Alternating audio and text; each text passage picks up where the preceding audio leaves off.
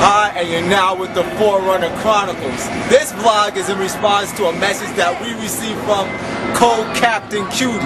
And she said, I know Americans waste a lot of time, but doesn't God want us to have any fun? So right now we're at Jillian's where everybody's having a whole lot of fun. So let's see what's going on, alright? Come on. Everybody's having fun.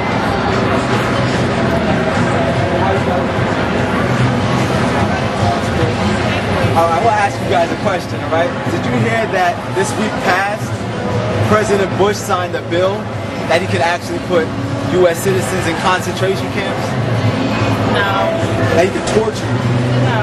No? You didn't know that, right? No. Okay, no problem. Thanks a lot. Alright. Shame. Come on, let's have some fun.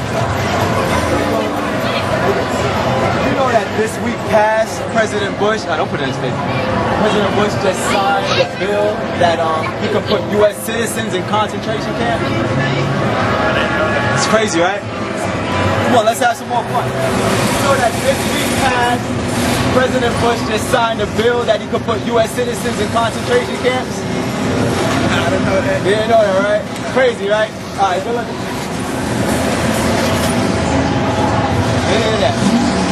But we're going to have fun today. A lot of fun. Did you know this week that President Bush signed a bill that he could put U.S. citizens in concentration camps? Why is he recording? What's he making a movie? Nah, I'm not making a movie, just asking. Did you know that he did that? He could put U.S. citizens in concentration. It's crazy, right? Thanks a lot, y'all. Did you know this week past that President Bush signed a bill that he could put U.S. citizens in concentration camps? I ain't heard that. Crazy, right? Thanks, man. Excuse me, sir. Did you know this week past that President Bush signed a bill that he could put U.S. citizens in concentration camps? I can believe it. Let's go around asking everybody. Did you know that President Bush just signed a bill this past week that he could put U.S. citizens in concentration camps? Wow, right? Crazy. You know that, right? Really, I don't care, man. The game on a second. You think so? Let's see. All right, man.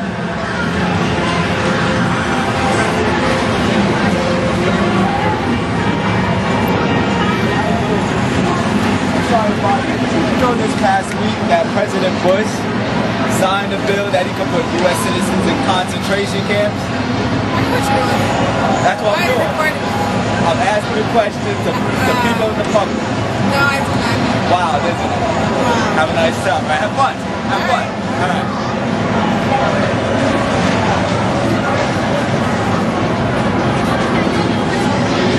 Bush signed a bill that he could put U.S. citizens in concentration camps. Did you know that? Horrible. Have a nice time. Have fun. All right. You know this past week that President Bush signed a bill that he could put U.S. citizens in concentration camps? Crazy, right? Have a good one.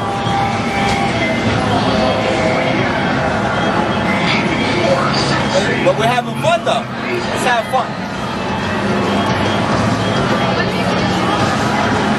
Hey everybody, sorry to bother you. Did you know this past week President Bush, he signed a bill that he could put U.S. citizens in concentration camps? Did you know that? You? Anybody? No? Have fun, have fun. Alright. Oh boy. But let's have fun though. Let's have fun. Hey, excuse me, man. Did you know this past week that President Bush signed a bill that he could put U.S. citizens in concentration camps? I don't know. Alright. Have a great one. While we were all having so much fun, on May 30th, WorldNet Daily published this article, Emergency Detention Plan, This Way to Camps. Halliburton's former engineering and construction subsidiary has a contingency contract with the Department of Homeland Security to construct detention facilities in the event of a national emergency. President Bush recently signed a little reported National Security and Homeland Security Directive granting extraordinary powers to the President in the event of a declared national emergency, apparently without congressional approval or oversight. ICE spokeswoman Jamie Zubak said the intent of the contract was to build temporary detention facilities that could be used in the event of a mass migration crisis. But she confirmed that the facilities could be employed in national emergencies, including natural disasters. The idea of the contract is to support the Army Corps of Engineers in case we experience a sudden migration and we had to respond quickly. We would need immediate detention facilities in the form of temporary housing that would enable us to determine if the large number of illegal immigrants were political or economically motivated, or if they were criminal or terrorists. Last week, the May 9th directive signed by Bush concentrates an unprecedented amount of emergency authority in the office of the president, specifying the chief executive would have the authority to direct national essential functions of all federal, state, local, territorial, and tribal governments, as well as private sector organizations in the event of a national emergency. The directive loosely defines catastrophic emergency as any incident, regardless of location, that results in extraordinary levels of mass casualties, damage, or disruption. Another article stated on the same subject, because the bill passed through the U.S. Congress with lightning speed, few Americans notice that it empowers the president to declare not just aliens, but U.S. citizens unlawful enemy combatants. Anyone who donates money to a charity that turns up on Bush's list of terrorist organizations or who speaks out against the government's policies could be declared an unlawful enemy combatant and imprisoned indefinitely. That includes American citizens, according to one Homeland Security Department executive who spoke on the condition of anonymity. We were warned in the book of Luke, chapter 21 and verse 34, take heed to yourselves, lest by any means your hearts be overcharged with surfeiting, overeating, and drunkenness, and the cares of this life, so that that day come upon you unawares. For as a snare it shall come upon all them that dwell on the earth. Watch and pray that ye may be accounted worthy to escape all these things that will come to pass and stand before the Son of Man.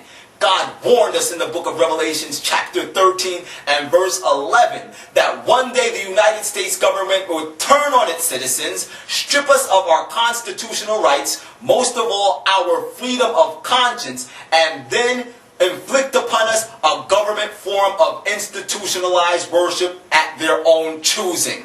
We are soon to be placed in a corner where we will have to make the choice either to obey man or to obey God. Of course, my friends, God wants us to have fun.